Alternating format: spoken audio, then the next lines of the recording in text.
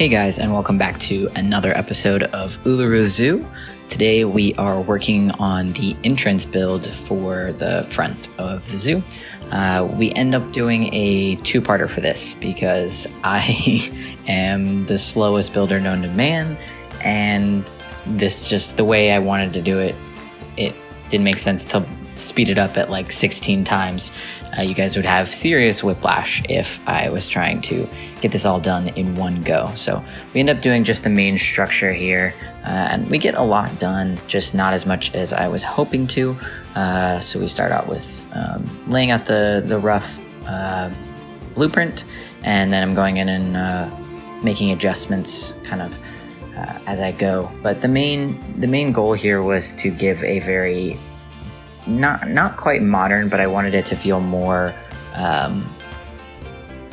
fresh and more contemporary, I think would be the right term for this, but also keeping with that rustic aesthetic and the upcycle aesthetic from the Australia DLC pack. So I use a lot of the natural kind of earth tones. You'll see with the building is this kind of like tannish beige color that we also used in the previous video for the kangaroo habitat, the plaster there.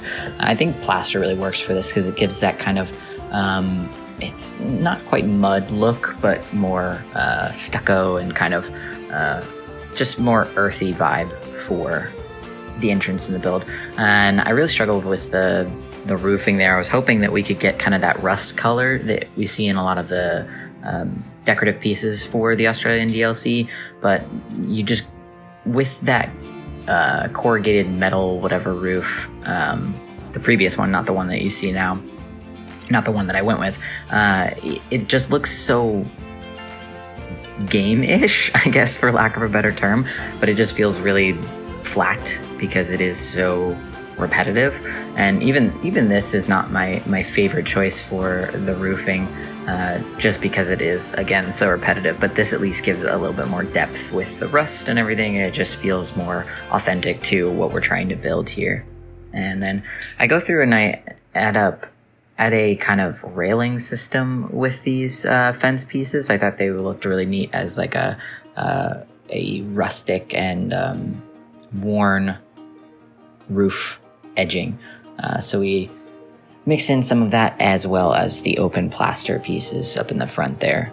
And here I am picking out the, I don't know what you call it. Like trim.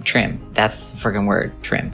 I'm doing the trimming for this particular build, just because I feel like it cleans up the wall space here. And you guys will actually catch that I placed down these custom door frames that I built in a previous zoo that I think work awesome with the glass walls. So if you guys are familiar with the game, which I assume you guys are, not players, but the guests will actually walk through structural pieces if the pathing is there.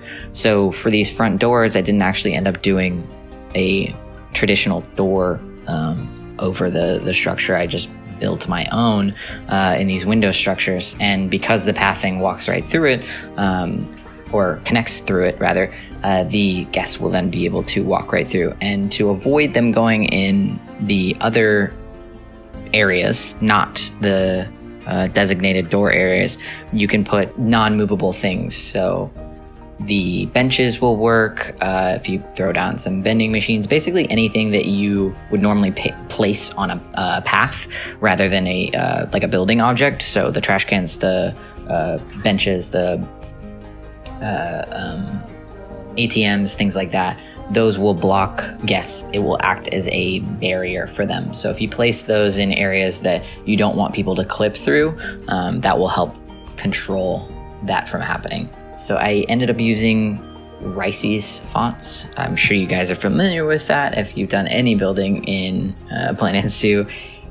Their stuff is fantastic for their fonts. They have quite a few fonts actually, and this is probably the most common one that I just really like this. The sizing of it's appropriate. You read it from afar, but it's still not like massive like what we have in the original base game.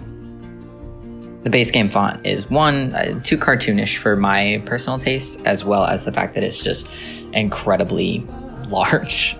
You only get two options, the small and the large, and the large is just outrageous. Like, when would you ever use that size font for a to scale zoo? You'll see I overlay the Uluru Zoo font onto the Australian continent piece that we get, which I absolutely adore. This like wooden built out piece. The other custom bit is the awning in the front there, and I built those off camera as well, but I thought they were an excellent addition to the front, kind of giving that desert vibe. I also love how the African pieces like really mesh well with the Australian pieces that we've now got. They share a lot of the same color palette, I think, is the main thing, so they're really interchangeable in that way. And then I'm using these ruins from the South American DLC, which are awesome as gravel pieces. They're a little large in some areas, so I have to kind of tweak so that they're not, overlapping each other. But for the most part, when you overlay these in a repetitive pattern and kind of build them up, they look really great as a aggressive gravel.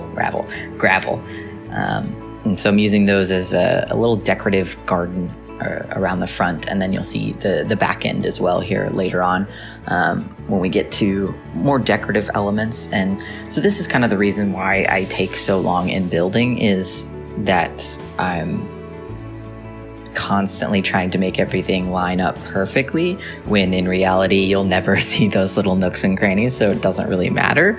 And then just the other 90% of it is looking for the right piece. And so it just feels weird to try and crop out. I guess I could like cut out some of those scenes where I am searching for a long time, but it just feels weird to jump. And already this is a little bit jumpy for my taste, and I hope you guys don't get too motion sick watching it. I tried to pick a good speed for this particular build, just because it was such a long build. I think I went with about 7 times speed for this, so I think this was probably the sweet spot for this. And then finally getting into the interior of this guy, I wanted to add a few facilities, not overwhelming. I wanted mainly the entrance to just be this kind of base of operations. So say if you're a parent who's lost their kid in the zoo, you know to go to this station, this center area, as a gathering point for people, or if you're about to start a tour. So like I'll put later on, I'll put the information center in that little cubby hole kind of to the right there, and that acts as a good starting point for tour guides and stuff like that.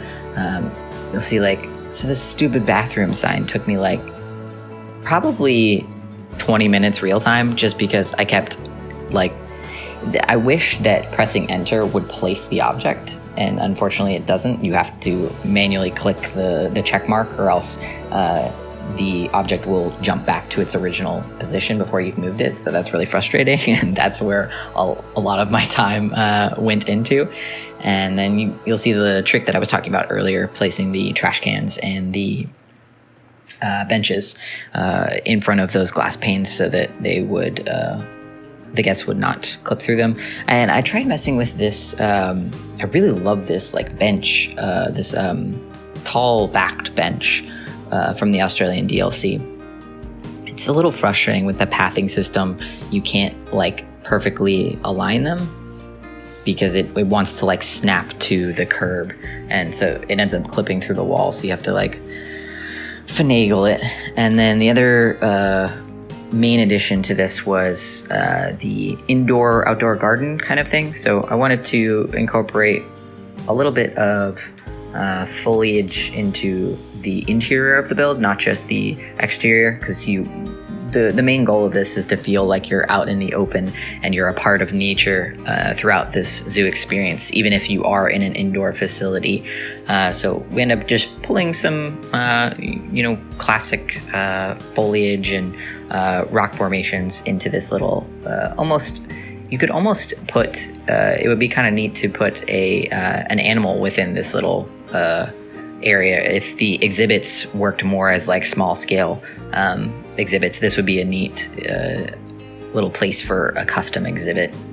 And maybe I'll end up adding perhaps a sign in there to kind of give that vibe that there might be some sort of animal in there. So maybe if I add an exhibit sign in front of there to give the illusion that a creature could be residing in that little area, I think that would be really neat. But that really covers the majority of the work that we get done today.